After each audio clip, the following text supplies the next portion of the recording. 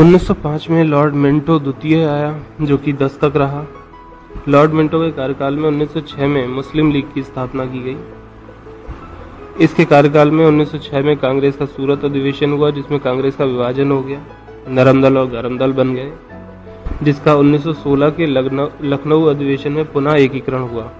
Lord Minto के समय में मार्ले मिंटो एक्ट पारित किया गया, जो कि रिफॉर्म था एक 1909 में, जिससे सरकार में भारतीय प्रतिनिधित्व में मामूली बढ़ोतरी हुई और हिंदुओं मुसलमानों के लिए अलग अलग निर्वाचक मंडल बनाया गया। इसके कार्यकाल में खुदीराम बोस को फांसी दे दी गई, जिसने प्रफुल्ल कुमार चाकी के साथ मिलकर कलकत्ता के मजिस्ट्रेट किंग्सफोर्ड की बग्गी पर बम फेंका था।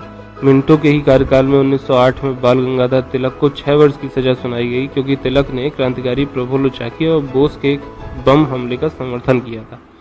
इन्हें बर्मा की जेल में भेज दिया गया। लॉर्ड मिंटो के समय में अंग्रेजों ने बांटो और राज्य करो की नीति का औपचारिक पालन करना शुरू कर दिया था। लॉर्ड हार्डिंग द्वितीय 1910 में आया, 16 तक रहा। लॉर्ड हार्डिंग के समय में सन 1911 में जॉर्ज पंचम ने दिल्ली में दिल्ली दरबार का आयोजन कराया और साथ ही बंगाल के विभाजन को रद्द कर दिया। 1911 में ही बंगाल से अलग करके बिहार और उड़ीसा नाम के नए राज्य का निर्माण किया। हार्डिंग के कार्यकाल में भारत की राजधानी को कलकत्ता से दिल्ली स्थानांतरित कर दिया गया। हार्डिंग के ही समय में सन 1914 में प्रथम विश्व युद्ध आरंभ हुआ, जिसके लिए भारत का समर्थन पाने में वह सफल रहा। हार्डिंग के समय में 1913 में फिरोज शाह मेहता ने बॉम्बे क्रॉनिकल, गणेश शंकर विद्यार्थी ने प्रताप का प्रकाशन आरंभ किया। हार्डिंग के कार्यकाल में तिलक ने अप्रैल 1915 में और एनी बेसेंट ने सितंबर 1915 में होम रूल लीग की स्थापना की। 1916 में मालवीय ने बनारस हिंदू विश्वविद्यालय की स्थापना की। लॉर्ड हार्डिंग की बनारस हिंदू विश्वविद्यालय का कुलपति भी नियुक्त कर दिया गया। इसके बाद 1916 में आया लॉर्ड चेम्सफोर्ड, जो 21 तक रहा। इसके कार्यकाल में तिलक और एनी बेसेंट ने अपने होम रूल लीग के आंदोलन की शुरुआत की। 1916 में कांग्रेस और मुस्लिम लीग में एक समझौता हुआ, जिसे लखनऊ पैक्ट कहा जाता है। इसके अंतर्गत मुसलमानों के लिए अलग निर्वाचन क्षेत्रों और जिन प्रांतों में वे अल्पसंख्यक हैं, वहां पर उन्हें अधिक प्रतिनिधित्व देने की व्यवस्था की गई। इसके समय में ही भारत में शौकत अली, मोहम्मद अली, मौलाना अबुल कलाम आजाद द्वारा खिलाफत आंदोलन की शुरुआत की गई। खिलाफत आंदोलन 1919 से 1924 में चला। 1919 से पहले भारतीय मुसलमान तुर्की खलीफा द्वारा संचालित होते थे। 1908 के बाद युवा तुर्की दल द्वारा खलीफा को शक्तिहीन करने का पहला प्रयास किया गया। फिर 1912 में तुर्की, इटली व बाल्कन युद्ध में तुर्की विरोधी ब्रिटेन की नीति ने इस आंदोलन को और बढ़ाया, जो कि भारतीय नेता मोहम्मद अली, अबुल कलाम, जफर अली, गांधी जी की सहमति से जन्मा था। इसी समय रोलेट एक्ट, दमन चक्र और जलियांवाला कांड इस आंदोलन में घी का काम किया, जबकि 1922 में कमाल पाशा ने खलीफा को पद से हटा दिया। 1924 में एक विरोध स्वरूप खिलाफत प्रतिनिधिमंडल गया, लेकिन कमाल पाशा ने उसकी उपेक्षा कर दी। इस प्रकार यह आंदोलन अपने आप समाप्त हो गया। पर यह आक्रोश केरल में मोपला मुसलमानों द्वारा हिंदुओं के नरसंहार के रूप में सामने आया, जिसमें 20,000 से ज्यादा हिंदू काट डाले गए और स्त्रियों का धर्म परिवर्तन करवाया गया। जिसके बाद में गांधी जी द्वारा चलाए गए सहयोग आंदोलन का समर्थन भी मिल रहा था। इस आंदोलन को 1920 में Mohammed Anglo Oriental College Syed Ahmed Khan द्वारा 1875 में स्थापित किया गया, जो बाद में अलीगढ़ मुस्लिम विश्वविद्यालय बन गया। चेम्सफोर्ड के कालकाल में सर सिडनी रोलेट की अध्यक्षता में एक कमेटी नियुक्त करके रोलेट एक्ट मार्च 1919 में पारित किया गया, जिससे मजिस्ट्रेटों को यह अधिकार मिल गया कि वह किसी भी संदेहास्पद स्थिति वाले व्यक्ति को गिरफ्तार करके उस पर मुकदमा चला सकता है। चेम्सफोर्ड के समय में ही 1919 में जलियांवाला कांड हुआ। इसके समय में भारत सरकार अधिनियम 1919 में मॉन्टेग्यू चेम्सफोर्ड सुधार लाया गया। 1916 में पूना के महिला विश्वविद्यालय की स्थापना। 1917 में शिक्षा पर सेटलर आयोग की नियुक्ति इसी के समय में हुई। इसके बाद 1921 में लॉर्ड रीडिंग आया, जो 26 तक रहा। लॉर्ड रीडिंग के समय गांधी जी का भारतीय राजनीति में पूर्ण रूप से प्रवेश हो चुका था। लॉर्ड रीडिंग के कार्यकाल में 1919 का रोलेट एक्ट वापस ले लिया गया।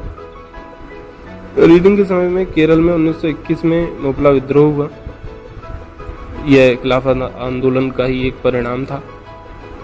इसका मुख्य नेता वरियन कुंज अहमद हाजी था। साथ में सीथी, कोया, थंगल और अली मुस्लियर थे।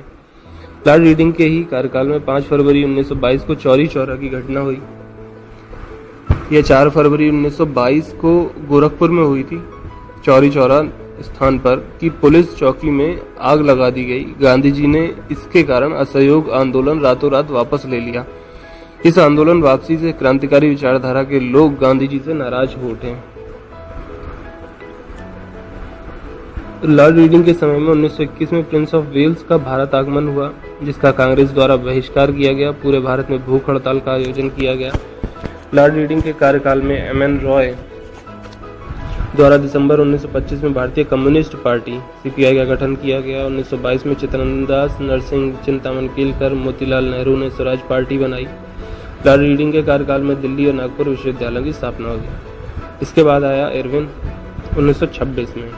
इरविन के कार्यकाल में गांधी जी ने 12 मार्च 1930 में सविनय अवज्ञा आंदोलन की शुरुआत की।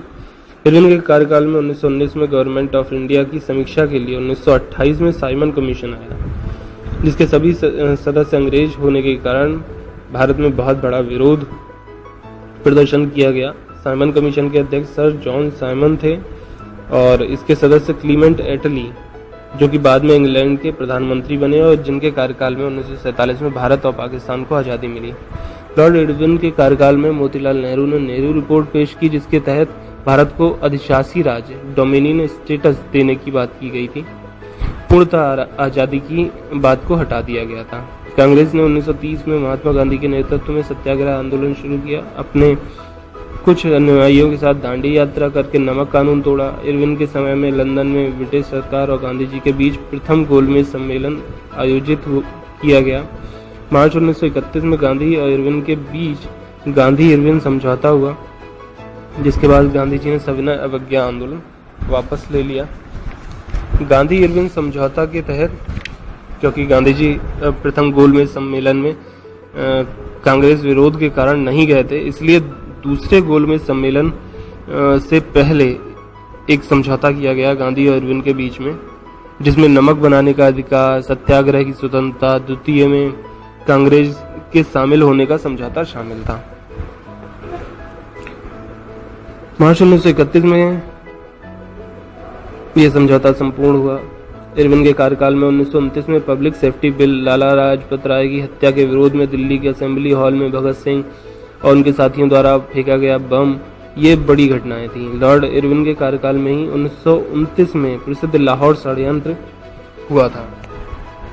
लाहौर षड्यंत्र लाला लाजपत राय के हत्यारे से बदला लेने के लिए आजाद, भगत सिंह, राजगुरु और सुखदेव और शिवराम ने पुलिस अधीक्षक जेम्स स्कॉट को मारने की योजना बनाई थी, पर 17 दिसंबर 1928 को गलत पहचान के चलते पुलिस अधीक्षक सैंडर्स मारा गया।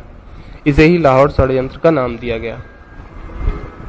स्वतंत्रता सेनानी जतिन दास की 64 दिन की भूख हड़ताल के बाद जेल में मृत्यु भी इसी साल हो गई। इरविन ने खनन और भूविज्ञान के विकास के लिए Indian school of mines Dhanbad की स्थापना की। 1931 में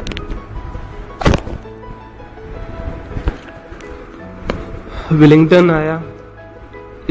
इसके समय में द्वितीय गोलमेज सम्मेलन हुआ, जिसमें गांधी जी ने शिरकत की। 1932 में तृतीय गोलमेज सम्मेलन हुआ। इसका विरोध कांग्रेस ने किया, यह भी लंदन में ही था। विलिंगटन के समय में 1932 में आईएमए एकेडमी, जो देहरादून में है, स्थापित की गई। 1934 में गांधी जी ने दोबारा सविनय अवज्ञा आंदोलन शुरू कर दिया। 1935 में गवर्नमेंट ऑफ इंडिया एक्ट आया। 1935 में ही बर्मा को भारत से अलग कर दिया गया। विलिंगटन के समय में ही भारतीय किसान सभा की स्थापना की गई। महात्मा गांधी और अम्बेडकर के बीच 24 सितंबर 1932 को पूना में समझौता हुआ, क्योंकि 1931 में मुस्लिम और दलित के लिए अलग न्यायिक प्रक्रिया की व्यवस्था की गई थी। अब इस समझौते के तहत इस बात को मान लिया गया कि आरक्षित पदों की संख्या बढ़ा दी जाएगी दलितों को, तो अम्बेडकर ने यह समझौता संपन्न करा लिया। लॉर्ड लिथिंगो 1938 में आया, जो 43 तक रहा। 1939 में सुभाष चंद्र बोस ने कांग्रेस छोड़कर फॉरवर्ड ब्लॉक पार्टी का गठन किया, क्योंकि कांग्रेस के त्रिपुरा अधिवेशन में सुभाष चंद्र बोस के दोबारा अध्यक्ष चुने जाने पर गांधी जी ने विरोध किया था। 22 दिसंबर 1939 में भारतीयों को द्वितीय विश्व युद्ध में सम्मिलित किए जाने के विरोध में प्रांतीय कांग्रेसी मंत्रिमंडल ने 28 महीने की सरकार के बाद इस्तीफा दे दिया। इस दिन को मुस्लिम लीग ने मुक्ति दिवस के रूप में मनाया। लॉर्ड लिथनगो के समय में ही पहली बार मुस्लिम लीग द्वारा 1940 में पाकिस्तान की मांग की गई। 1942 में क्रिप्स मिशन आया। 1940 में कांग्रेस ने व्यक्तिगत असहयोग आंदोलन शुरू किया। लॉर्ड लिथनगो के कार्यकाल में गांधी जी ने करो या मरो का नारा दिया और भारत छोड़ो आंदोलन की शुरुआत की। फिर लॉर्ड वेवल आया, जो 43 में आया था और 47 तक रहा। इसने वेवल प्लान या शिमला समझौता की शुरुआत की, जिसके तहत यहाँ के लोगों को मनाने की कोशिश की गई कि वायसराय की कार्यकारिणी में भारतीयों को हक दे दिया जाएगा और वे इसके तहत पूर्ण स्वतंत्रता की मांग ना करें, पर यह असफल प्रयास था। और वेवल के समय में ही 1946 में नौसेना का विद्रोह हुआ। 1946 में अंतरिम सरकार का फिर से गठन कर दिया गया चुनाव कराकर, क्योंकि कैबिनेट मिशन आया था। कैबिनेट मिशन के तहत दोबारा चुनाव हुए और सरकार बना दी गई। ब्रिटेन के प्रधानमंत्री क्लीमेंट एटली ने 20 फरवरी 1947 को भारत को स्वतंत्र करने की घोषणा कर दी। लॉर्ड माउंटबेटन भारत का अंतरिम वायसराय था।